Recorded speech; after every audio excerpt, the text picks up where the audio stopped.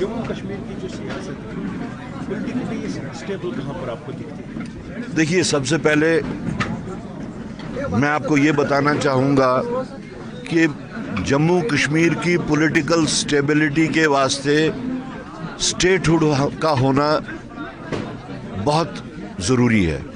It is imperative. Unless we don't have the statehood, आप ये जो पॉलिटिकल इंस्टेबिलिटी देखते हैं, अफरा तफरी देखते हैं, ये कंटिन्यू रहेगा. अफसोस का मुकाम है कि सुप्रीम कोर्ट के वर्डिक्ट के बाद भी, उनकी डायरेक्शन के बाद भी, प्राइम मिनिस्टर जैसे इतने अजीम और बुलंद ओहदे पे बैठने वालों की पार्लियामेंट में भी और पार्लियामेंट से बाहर भी एश्योरेंसेस देने के बावजूद भी जो उन्होंने इसको एक नया जुमला बना दिया, उनके अगर ये ख्याल है कि वो जम्मू कश्मीर के लोगों को इसलिए सज़ा दे रहे हैं कि जम्मू कश्मीर के लोगों ने उनको मैंडेट नहीं दिया यहाँ सरकार बनाने का, तो जम्मू कश्मीर के लोग तब भी अपने हकूक़ की लड़ाई लड़ते रहेंगे. हमें जो कॉन्स्टिट्यूशनल गारंटीज़ थी उनको रेस्टोर कराने के वास्ते, चाहे वो हमारी ज़मीनों के हकूक़ थे, चाहे वो हमारे नौकरियों पे हमारे हकूक़ हैं, या जो हमारे कुदरती वसाइल हैं उनको फिर से बाजियाब करने के हकूक़ों की जो बात है, जम्मू कश्मीर के लोग, बिलखसूस Indian National Congress along with Jammu Kashmir Pradesh Congress Committee, हम वो लड़ाई लड़ते रहेंगे तादम. क्योंकि यहाँ जब भी प्रेस कॉन्फ्रेंस आप दे तो जम्मू कश्मीर के चीफ मिनिस्टर जब प्रेस कॉन्फ्रेंस देते हैं वहाँ से कोई कभी बात नहीं करता जब तक कि यहाँ से उनको नहीं पूछा जाता कि स्टेट तक क्या हुआ.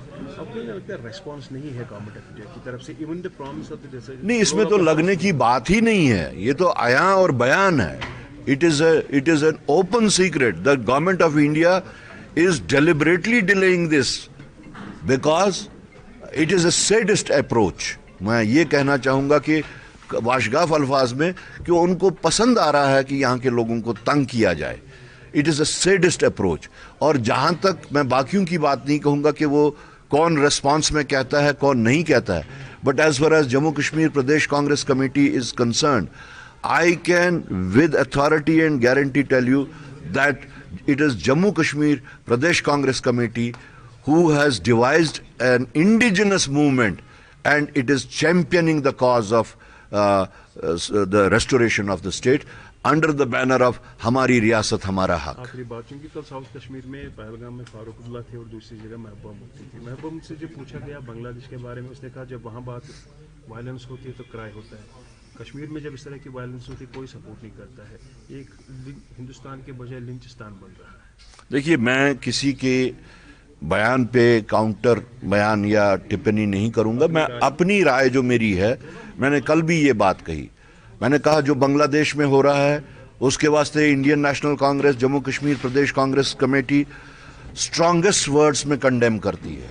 बट आप अगर बाकी मुल्कों, हमसाया मुल्कों की जो माइनॉरिटी है उनके वास्ते आवाज़ रेज करते हैं, तो जो हमारे मुल्क में अपनी माइनॉरिटी है, चाहे वो मुसलमान हो, चाहे वो सिख हो, चाहे वो बौद्ध हो, चाहे वो क्रिश्चियंस हो, जो अभी भी आजकल भी आप देखिए क्रिश्चियंस के साथ में 25 ये जो क्रिसमस डे था, थ्रू आउट द कंट्री किस तरीके से उनके साथ में ज्यादतियाँ की गई. तो अगर आप बाकी मुल्कों की माइनॉरिटी के ऊपर आवाज़ उठाना अपना फ़र्ज समझते हैं, अपना हक समझते हैं, तो अपने मुल्क में जो आपकी अपनी माइनॉरिटीज़ हैं उनके साथ में जिस वक्त ज़्यादती होती है तो क्यों आप लोग खामोश हो जाते हैं. So this is a question. फारूकुल्लाह से किसी ने कल पूछा था अबाउट द रेडिकलाइजेशन. उसने छोटा सा और मोटा जवाब दे दिया कि रेडिकलाइजेशन कहाँ पर नहीं है. अगर हर जगह है तो फिर कश्मीरी टारगेट क्यों, मुसलमान टारगेट? आपकी again I can not comment on what anyone says, लेकिन जहाँ तक रेडिकलाइजेशन का ताल्लुक है, इस वक्त ख़ास तौर से 2014 में अगर आप देखें पूरे मुल्क में रेडिकलाइजेशन है. यही तो सबसे बड़ी हम लोगों की शिकायत है कि आप इस मुल्क को जो यूनिकलर करना चाहते हैं, इस मुल्क में एक ही रंग चलाना चाहते हैं, वो इस मुल्क के मफाद में नहीं है.